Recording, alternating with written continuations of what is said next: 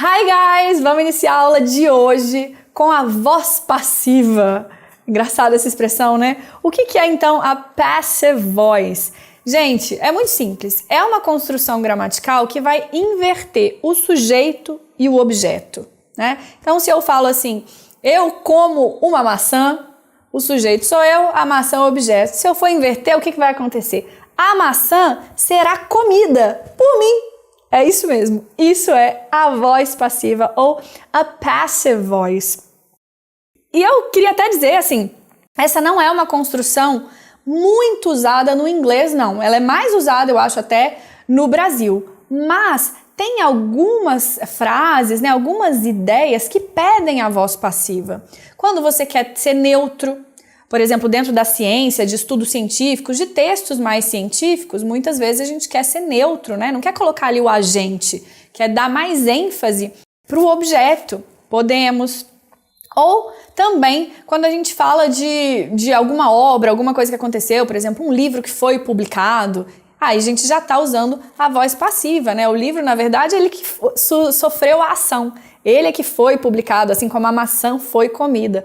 Não importa por quem, quando, onde, quando o agente, o sujeito, ele não é tão importante, a gente usa também a passive voice. Vamos ver alguns exemplos.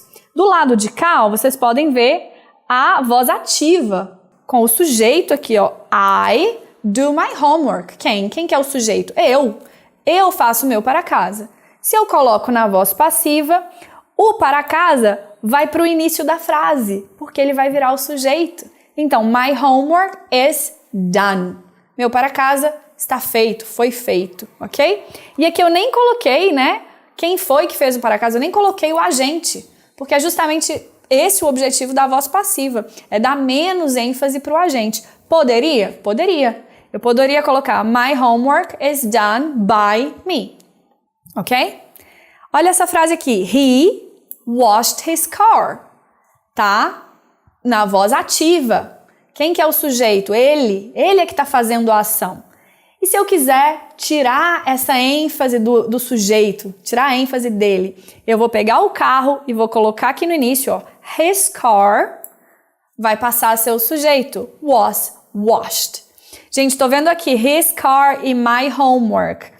Para vocês que ainda têm dúvidas sobre essa matéria, por que é his, por que não é him, por que não é he, vai lá na aula de pronomes que tá tudo muito bem explicadinho e vocês vão tirar todas as suas dúvidas, tá? Então, his car, ou seja, o carro dele, foi lavado. Por quem? Nem tá aqui, mas poderia estar. Você pode colocar by Joãozinho da Silva, sem problema, ok? E aqui outras frases, né, em que eu nem coloquei a voz ativa. Por quê? Porque não é importante. The book was published in 2021. O livro foi publicado em 2021. An ancient coin was found in Rome. Uma moeda bem antiga foi achada em Roma. Esse é o tipo de frase que vocês vão sim encontrar na voz passiva, nos textos e enunciados, né, do Enem e dos vestibulares.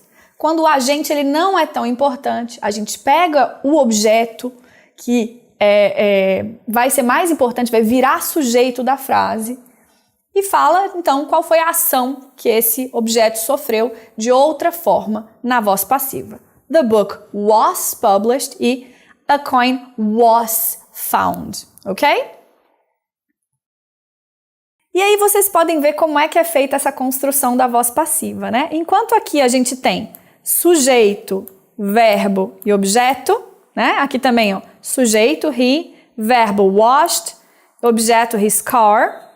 Na voz passiva, o que a gente tem? A gente tem o sujeito, the book, o verbo, was, no particípio, published.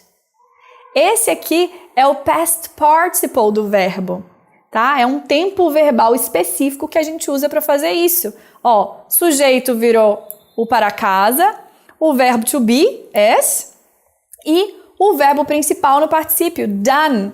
Mais uma vez, qual que é o sujeito aqui? O carro. Só um instantinho. O sujeito é o carro. Qual que é o verbo to be? Was. E qual que é o verbo mesmo, o verbo principal que está no particípio? Washed.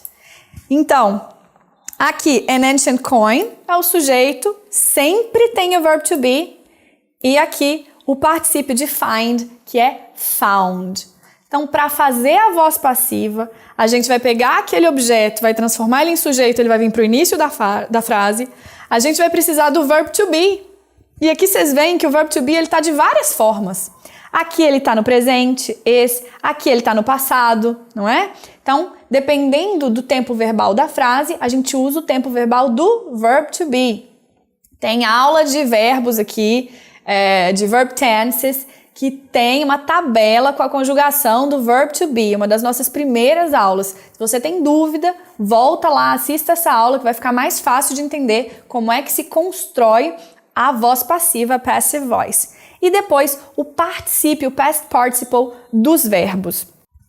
E aí, gente, para ficar mais fácil para vocês ainda, eu trouxe essa tabela que está lá na nossa aula 5 do verbo ser estar, do verb to be, para cá, só para vocês conseguirem ver qual é a conjugação que pode estar presente na frase na voz passiva. Então tem aqui essa tabela aqui, ó, essa e essa.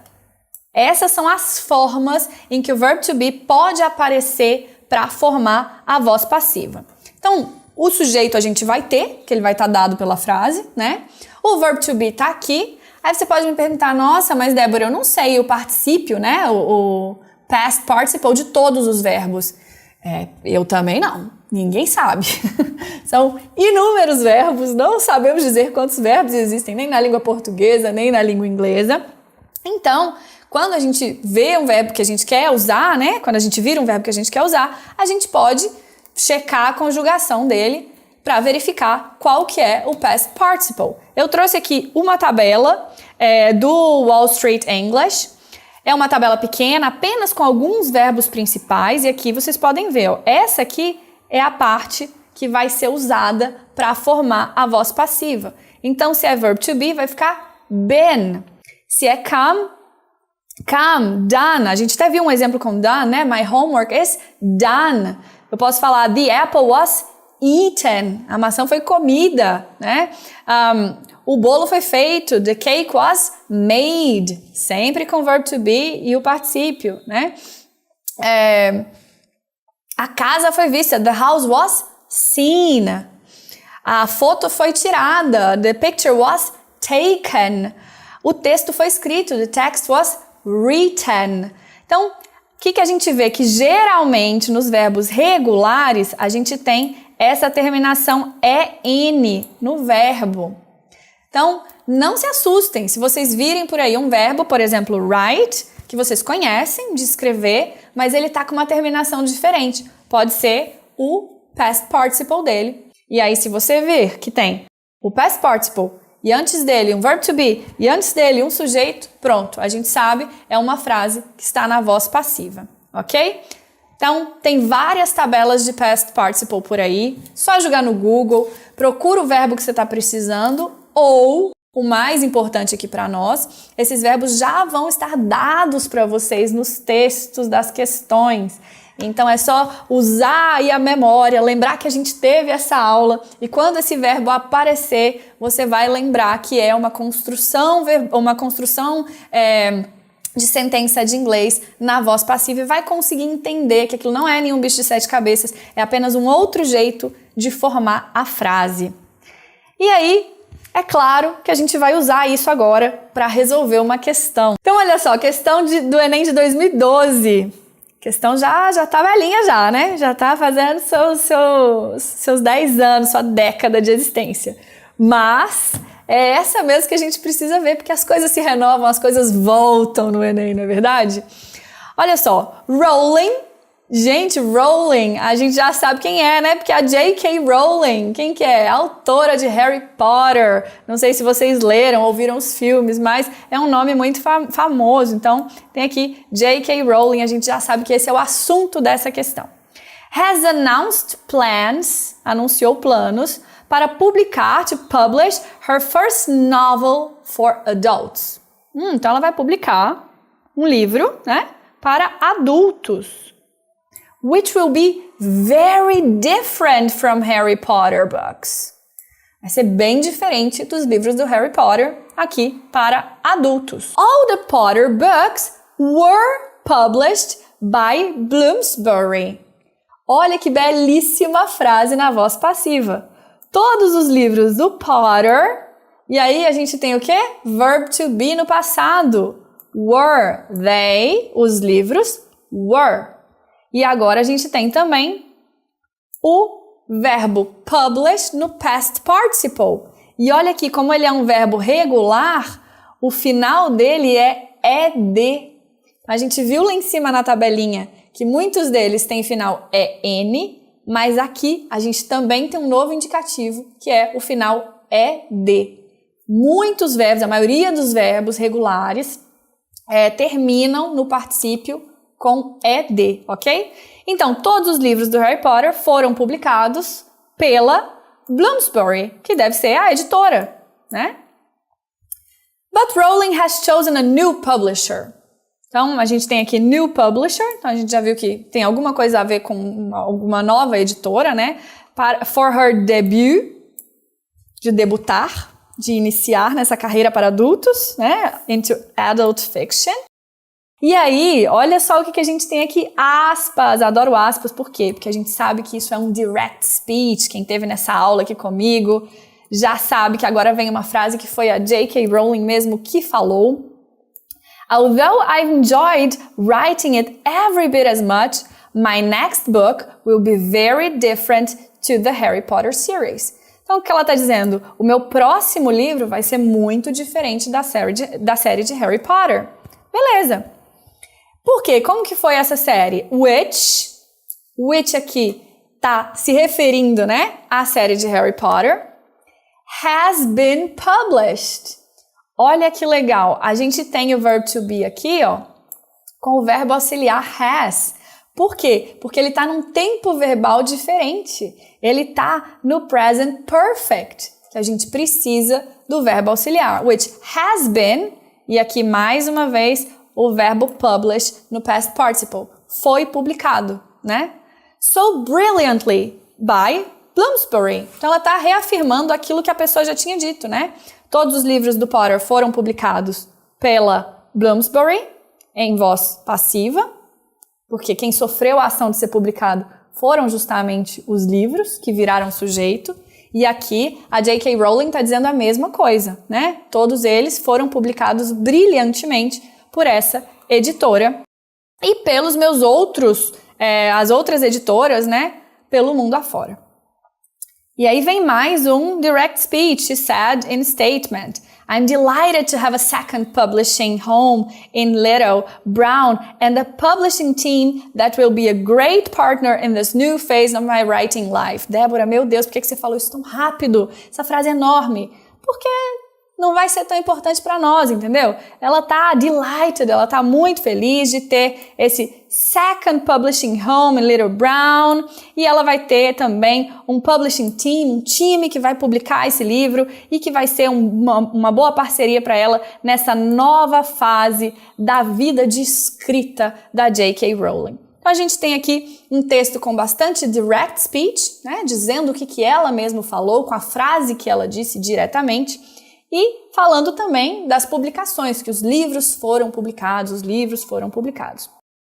E ela quis deixar bem claro que ela vai publicar agora para adultos, que ela tem esses planos, né? Has announced plans de publicar um livro para adulto e que vai ser muito diferente do livro do Harry Potter. Ela falou isso 2 vezes aqui nesse texto.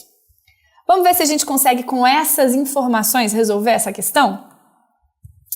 Rowling tornou-se famosa por seus livros sobre o bruxo Harry Potter e suas aventuras. Gente, eu contava a vocês uma coisa que tem nada a ver. Quando meu irmão era pequeno, eu falava pra ele que ele chamava Harry Potter. Porque, olha, se a gente lê em português, né, fica Harry Potter. E até hoje, de vez em quando, a gente não fala Harry Potter em casa, a gente fala Harry Potter. Que vergonha para uma professora de inglês, não é verdade? E ainda tô passando vergonha de novo contando isso para quantas pessoas forem assistir essa aula. Mas agora já passei a vergonha. Então a Rowling se tornou famosa por seus livros sobre o bruxo Harry Potter e suas aventuras, adaptados para o cinema. Os filmes são bem legais, eu achei, pelo menos. Esse texto, que aborda a trajetória da escritora britânica, tem por objetivo. Então, qual que é o objetivo do texto que a gente acabou de ler? A. Informar que a famosa série Harry Potter será adaptada para o público adulto. Vou deixar vocês falarem que não, né? Por favor. Ela mesma disse, olha, eu tô fazendo tenho plano de escrever outro livro totalmente diferente do Harry Potter. Ela falou 2 vezes que era diferente. Divulgar a publicação do romance por J.K. Rowling inteiramente para adultos. Podia ser isso? Podia ser divulgar? Não podia. Por quê? Porque lá em cima tá dito que ela tem planos.